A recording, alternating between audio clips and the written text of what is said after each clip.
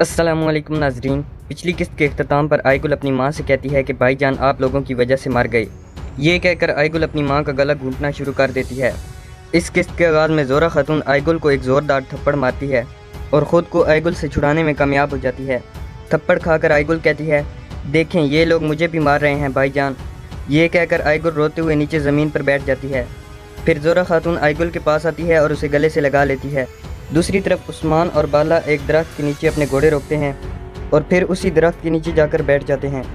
عثمان بالا کو پانی پیش کرتے ہوئے کہتا ہے، تمہیں پیاس لگی ہوگی۔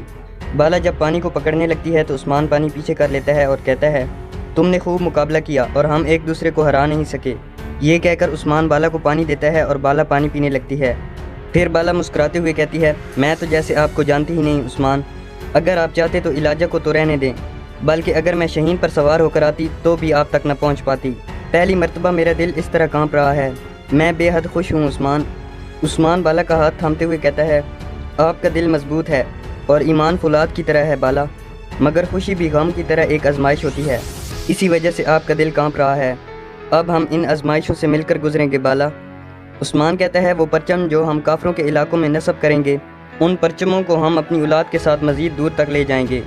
یہ سن کر بالا مایوس ہو جاتی ہے اور کہتی ہے، میں نہیں جانتی کہ آپ کو اولاد دے پاؤں گی یا نہیں، مگر ایک بات اچھی طرح جانتی ہوں کہ میری جان آپ کے مقصد کے لیے قربان ہے۔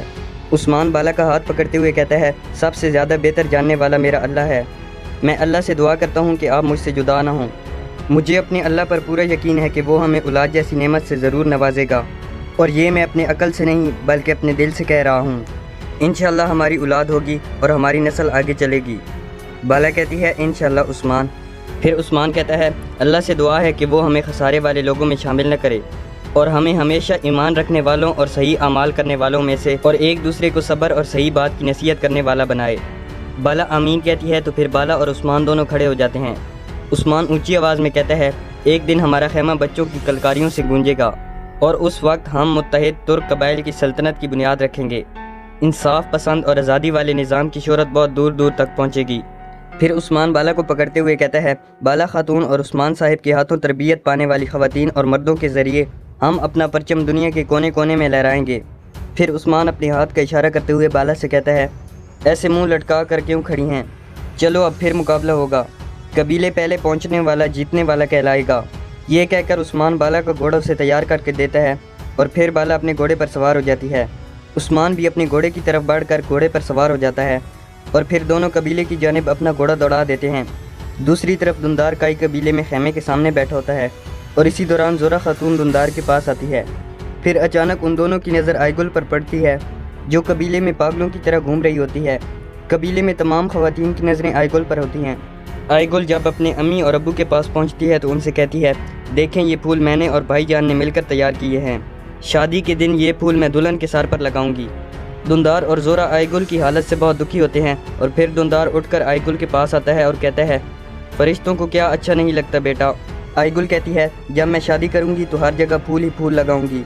پھر آئی گل وہ پھول لے کر اندر خیمے میں چلی جاتی ہے۔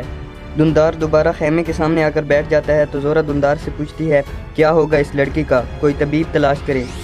دندار کہتا ہے، گندوس نے کہا ہے کہ کوئی ماہر طبیب تلاش کیا جائے گا، سغوت میں ہر جگہ بندے دوڑائے جا چکے ہیں، انشاءاللہ کوئی بہت اچھا طبیب مل جائے گا۔ زورا کہتی ہے، کئی دنوں سے آپ نے کچھ کھایا نہیں ہے، میں ابھی کھانا لاتی ہوں۔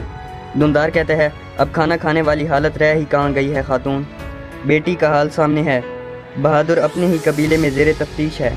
حضل خاتون اگر آئی اور آ کر پوچھا کہ میرے بیٹے کا یہ کیا حال بنا رکھا ہے تو میں اسے کیا جواب دوں گا۔ زورا کہتی ہے، ہمیں ان دنوں میں آپ کی انتہائی حد تک ضرورت ہے، میں آپ کے لیے کھانا لاتی ہوں۔ یہ کہہ کر زورا کھانا لینے کے لیے چلی جاتی ہے۔ پھر قبیلے کے ڈھول بجتے ہیں اور تمام لوگ داخلی راستے کے سامنے اکٹھے ہونے لگتے ہیں۔ دندار کی نظریں بھی دروازے کی جانب ہوتی ہیں۔ حضل خاتون کائی قبیلے پہنچ چکی تھی۔ پھر حضل خاتون ایک شخص سے کہتی ہے، کائی قبیلہ پہلے سے بہت بڑا قبیلہ ہو چکا ہے۔ وہ شخص کہتا ہے، کائی قبیلہ آس پاس کے تمام تر قبائل سے بڑا ہو چکا ہے، دل کو پسند آنے والی ہر چیزیں یہاں پائی جاتی ہیں۔ پھر وہ سب آگے کی جانب بڑھ جاتے ہیں اور دندار حضل خاتون کو دیکھ کر خوش ہو جاتا ہے۔ دوسری طرف جیرکتائی جنگل میں سفر کر رہا ہوتا ہے اور پھر وہ نویان صوبتائی کے پاس پہنچ کر اپنا گھوڑا روک لیتا ہے اور کہتا ہے، ہر جگہ اپنی منحوسیت ساتھ لے جانے والے صوبتائی۔ صوبتائی کہتا ہے، جس پر کتے نہ بھونکے اسے بھیڑیا نہیں سمجھا جا سکتا۔ اپنے گندے دانت اندر کرو اور اپنا منہ اچھی طرح بند کر کے رکھو۔ اب چلو مجھے بالگائی کے پاس لے چلو۔ یہ سن کر جیرکوتائی اپنے گھوڑے سے نیچے اتر آتا ہے اور نایان سوبوتائی کے سپاہی جیرکوتائی پر تیر تان لیتے ہیں۔ جیرکوتائی سوبوتائی کے پاس آ کر پوچھتا ہے، ہمیں کیسے تلاش کیا؟ سوبوتائی کہتا ہے، ہم نے بالگائی کے ساتھ مل کر بہت سی جنگیں لڑی ہیں، میں اس کے خون کی بو دور دراز کے پہاڑوں سے بھی سونگھ سکتا ہوں۔ تم مجھے بالگائی کے پاس لے کر چلو گے، مجھے اس سے اہم بات کرنی ہے۔ جیرکوتائی کہتا ہے، بالگائی سے غداری کرنے کی بجائے میں یہی مرنا پسند کروں گا۔ یہ کہہ کر جیرکوتائی اپنی تلوار نکالنے لگتا ہے تو منگول کمانڈر نویان سوبوتائی اس کی گردن پر تلوار رکھ لیتا ہے اور کہتا ہے، اصل میں تم مجھے بالگائی کے پاس نہ لے جا کر غداری کرو گے۔ اگر تم نے ایسا نہ کیا تو بالگائی جیسا شریر میرے ان 3 سپاہیوں کا مقابلہ نہیں کر پائے گا۔ ہم بالگائی کا بھلا چاہتے ہیں اور اس سے بات کرنا ہمارے لیے بہت ضروری ہے۔ یہ سن کر جیرکوتائی اپنی تلوار اپنی میان میں رکھ لیتا ہے۔ منگول کمانڈر کہتا ہے، اگر گھوڑے کو اس کی مرضی کرنے دی جائے تو اپنی لگام منہ میں ہوتے ہوئے بھی پانی پیے گا۔ بالگائی جس کے لیے میں نے جنگ میں اپنا سینہ ڈال دیا، اسے مجھے دیکھ کر خوشی ہوگی۔ دوسری طرف کائی قبیلے میں زورا خاتون کھانا لے کر خیمے سے باہر نکلتی ہے تو حزل خاتون کو دیکھتے ہی کھانا اس کے ہاتھوں سے گر جاتا ہے۔ حزل خاتون کے ساتھ کافی سارے لوگ بھی تھے۔ جب حزل دندار کے سامنے پہنچتی ہے تو 2 خواتین حزل کو گھوڑے سے نیچے اتارتی ہیں۔ دندار حزل کو خوش آمدید کہتا ہے تو حزل دندار کا شکریہ ادا کرتی ہے اور پھر زورا کی طرف دیکھتے ہوئے پوچھتی ہے، اتنی حیران و پریشان کیوں ہو زورا؟ مجھے خوش آمدید نہیں کہو گی؟ زورا خیمے والی سیڑھیوں سے نیچے اتر کر آتی ہے اور حزل کو روکھے انداز میں خوش آمدید کہتی ہے۔ حزل دندار سے کہتی ہے، میں آپ کی ایک آواز پر پانی کی طرح بہتی ہوئی اور ہوا کی طرح اڑتی ہوئی آئی ہوں۔ سب سے پہلے میری تعزیت قبول فرمائیں۔ میں نے سنا ہے کہ دھواں آپ کے سر کو گھیر چکا ہے۔ پھر حزل زورا کے پاس سے گزرتے ہوئے ایک صوفے پر بیٹھ جاتی ہے۔ دندار اور زورا بھی حزل کے ساتھ آ کر بیٹھ جاتے ہیں۔ دندار کہتا ہے، میں نے سلطوق کو بھیجا تھا، لیکن اگر مجھے آپ کے قریب ہونے کا پتہ ہوتا تو مزید سپاہی بھی روانہ کرتا۔ یہ علاقہ محفوظ نہیں ہے خاتون۔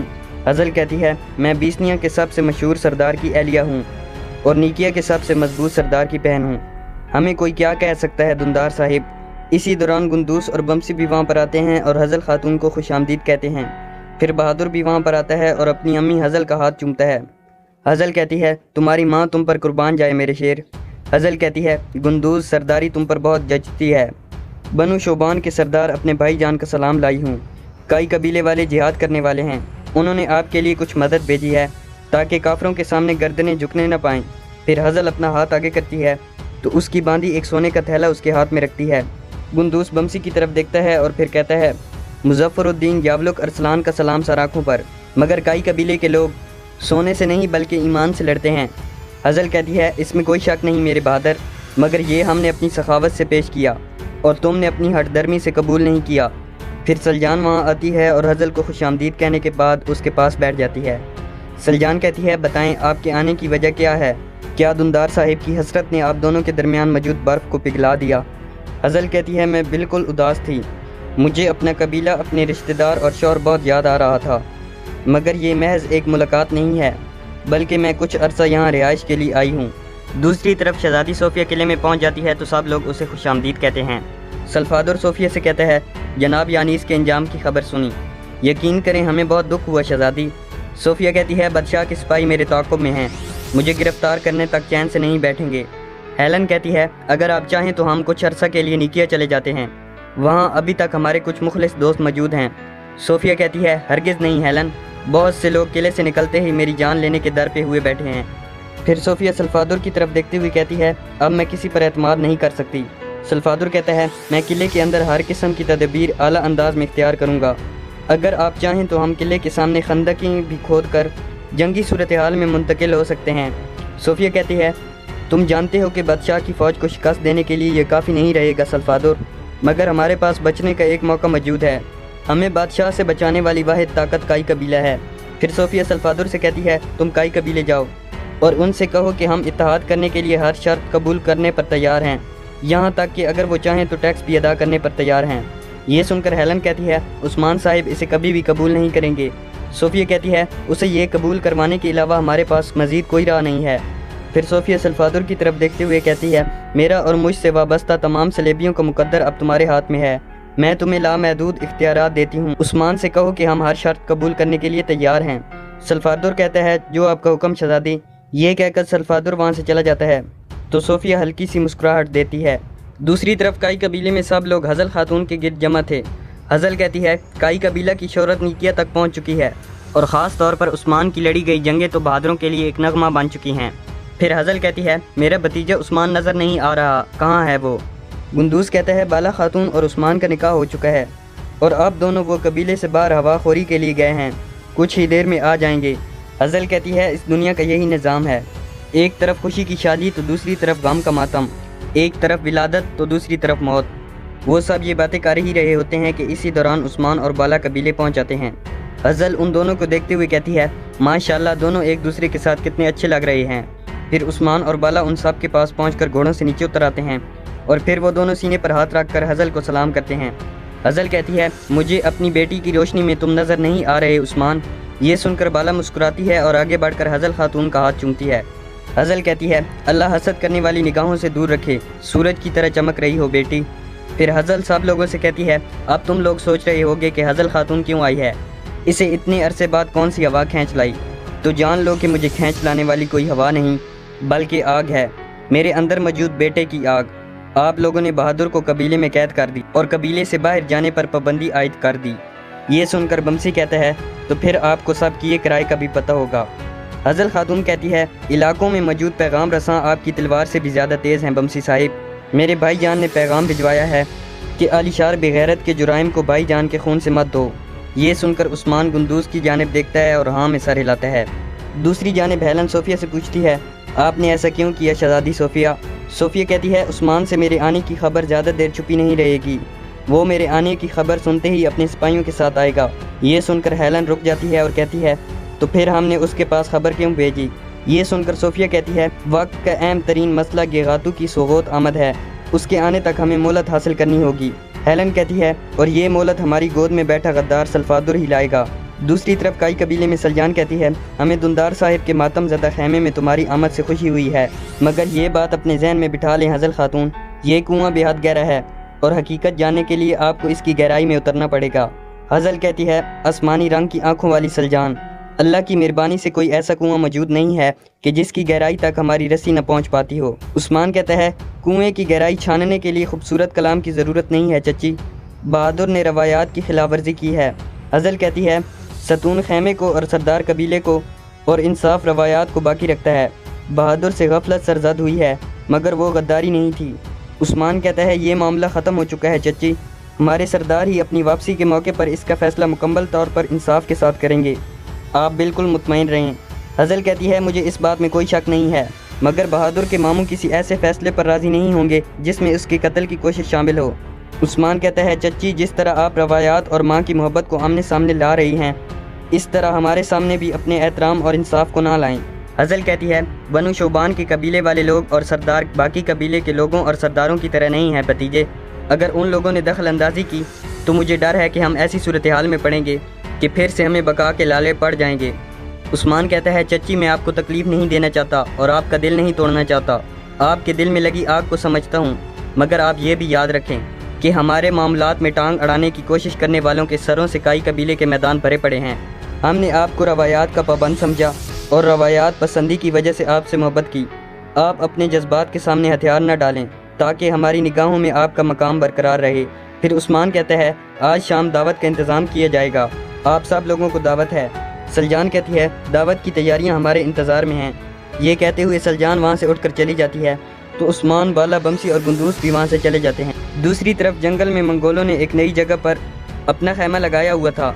बालगाई खाना खाने में मसरूफ़ होता है और इसी दौरान जेरकुताई मंगोल कमांडर नौयान सोबोताई को लेकर वहाँ पहुँच जाता है।